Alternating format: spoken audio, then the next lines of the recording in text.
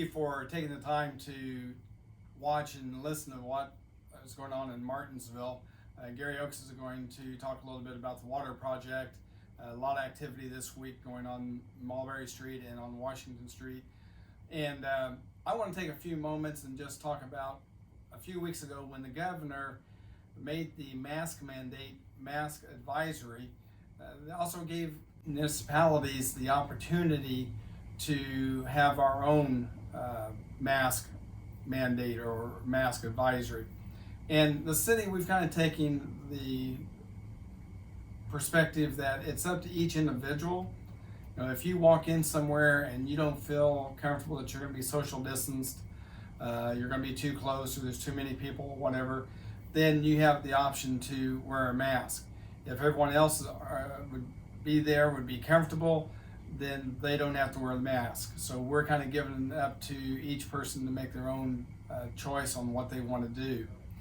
We also made it up to each business. If a business wants to mandate that you have a mask before you come into their facility, you know, they have the right to do that.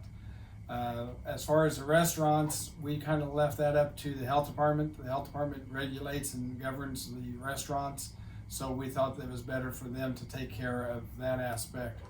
The schools were still being mandated by the state to follow their procedures.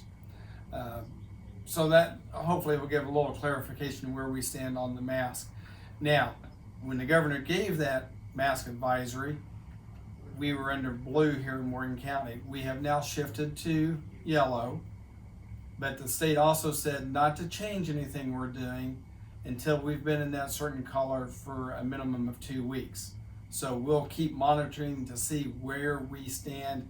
If we go to orange, we may have to dial back and put some implications in on wearing the mask that will benefit and for the safety of the citizens. So we'll keep watching that. Also, still a lot of exciting things happening in Martinsville.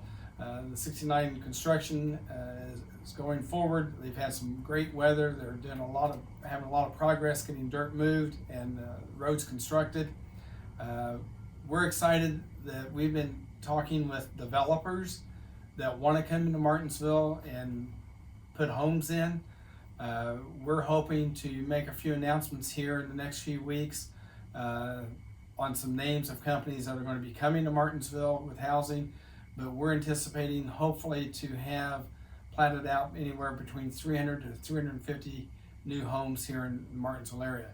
That'd be great for our community, the businesses downtown, the businesses around Grand Valley, and also for the school system. So a lot of exciting things happening in Martinsville, a lot of frustrating things still with the amount of traffic that's coming through the downtown and out on the bypass. But remember to be patient. By the end of the year, this will all be gone, and hopefully next spring, when the asphalt plants open up, we get everything paved and finished. We will be appreciative of what we've had to go through this year. So at this time, I'm going to let Gary give you a little update on the downtown and the water project. Afternoon. I'm going to take a few minutes to kind of bring you up on some things going on around the city right now. I'm going to start with the water project. That's the one where you go through all these chuck holes and the places we've cut up the road. We just, Main Street, just this afternoon, got the patching, paving of the asphalt work done down through there, and that was from just north of Pike up to Morgan Street, so that was completed. Where they're working now is along Jackson Street between Mulberry and Main Street, that east-west connection there. And beginning Monday, probably in the afternoon, we'll be working up to Washington Street. And we'll be doing Washington Street between Main and Mulberry down through here. To orient you, that's the post office right there. So you're not going to be able to turn in to go into the post office to the back there, because that road's going to be closed on that side.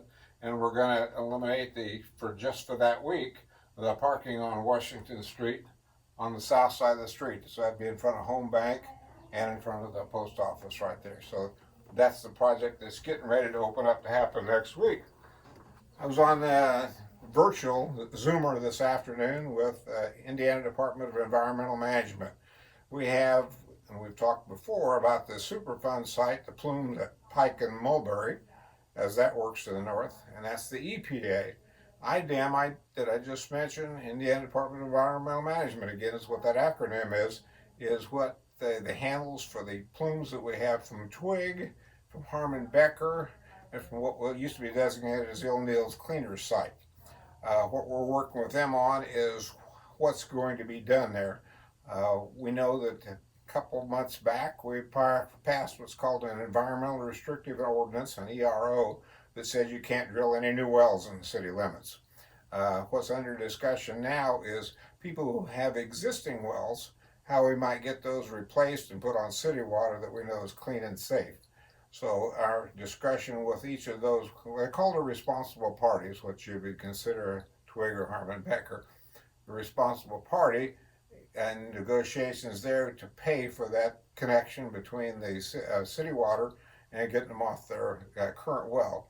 You can always keep a well to wash your car with or to water your plants with, but you shouldn't be bathing in it, showering in it, and you shouldn't be drinking it. So that's our ultimate intention, is to work out some kind of agreement with those responsible parties and IDEM for how we can begin to manage the plumes that we have in our cities right now.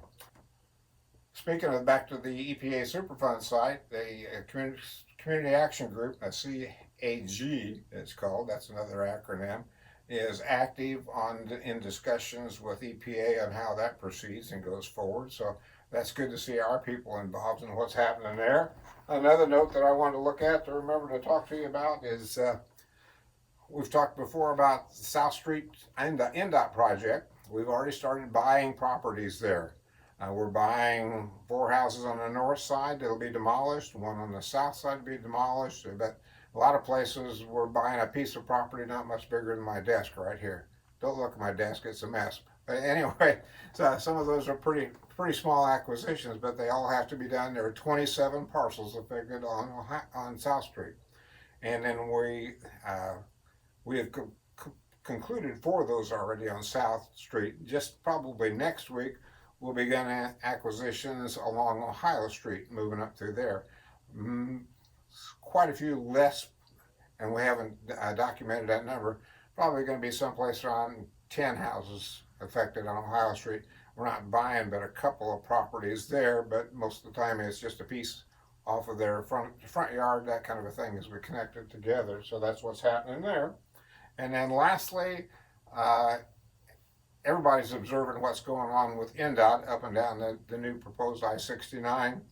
I get a big spreadsheet that has probably 20 different project areas they're working on.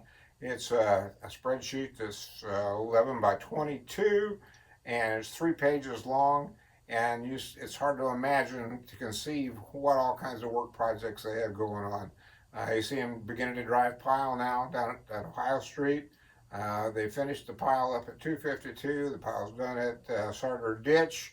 Probably, maybe yet next week, they'll set the beams up at 44 at the crossing. So there's a lot of heavy work going on that they're trying to take advantage between the rains. You know, when it rains one day, it's muddy for the next 2 days. So sometimes they lose 3 days in a whole cycle. But when they have good days, they've got a tremendous amount of equipment on site right now, and they get a lot done. So that's what's going on around the city right now.